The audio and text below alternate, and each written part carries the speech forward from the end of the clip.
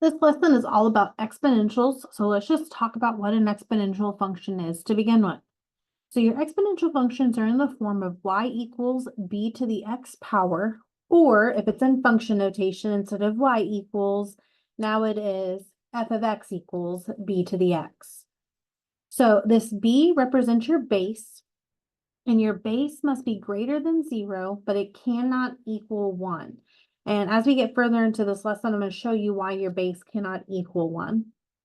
And then this will be all to the x power. And so this x is in the exponent position, but what makes an exponential is that your variable or your unknown is in the exponent position. So we'll see it to the x power. A lot of times we'll see it to the t power, talking about time. But whatever my variable is in that exponent position. That's what makes an exponential function an exponential.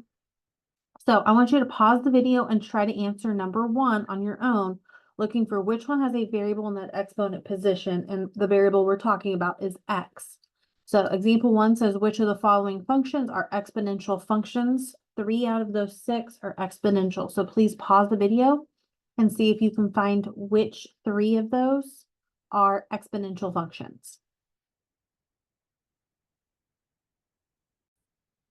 All right, I hope you had time to pause the video. If not, do it now. Here are your answers to example 1. It should be C, D, and E. So this is linear. This is x cubed, that's a cubic.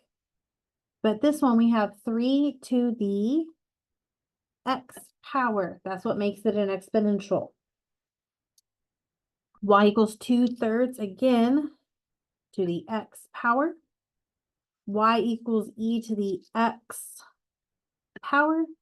And then lastly on F, E, as we'll find out, is just a number. So that unknown here is the base of that exponent. And so it's really no different than this one right here. Okay, so C, E, and D. Now, there are 2 types of exponential functions. We have an exponential growth model and an exponential decay model. When we have a growth model, we have an increasing function because everywhere where my x is getting bigger, my y values are increasing. When I have an exponential decay model, when my x values are getting bigger, my y values are decreasing. Now, there are certain ways you can look at a function to be able to tell whether a function is increasing or decreasing.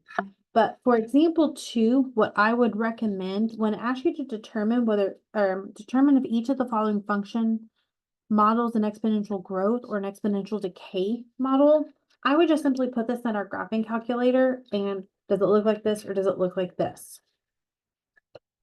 So for this very first one, and I'm going to do the first one, and then I'm going to ask you to pause the video and try B, C, and D on your own.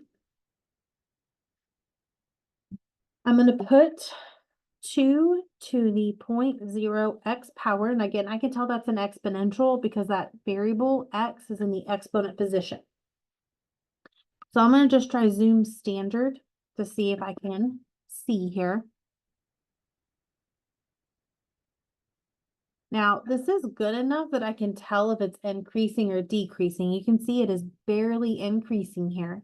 If it's hard to tell, one thing you can do is go to the table, and as your x's are getting bigger, what's happening to those y values? They're also getting bigger. Very little increments, but they are getting bigger. Another thing you can do is just change your window. If I go negative 100 to 100, we should now be able to tell a little bit more clear that that is increasing. So you have different options, the table or expand your window there.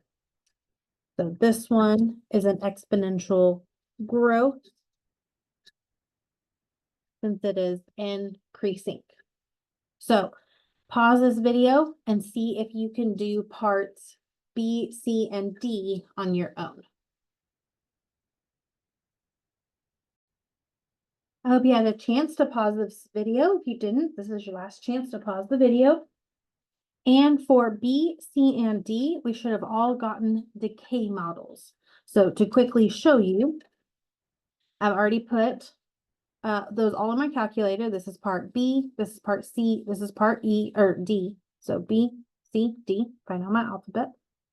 And then I'm going to hit graph, and I did change my window to -5 to 5 just to get a little bit more zoom in.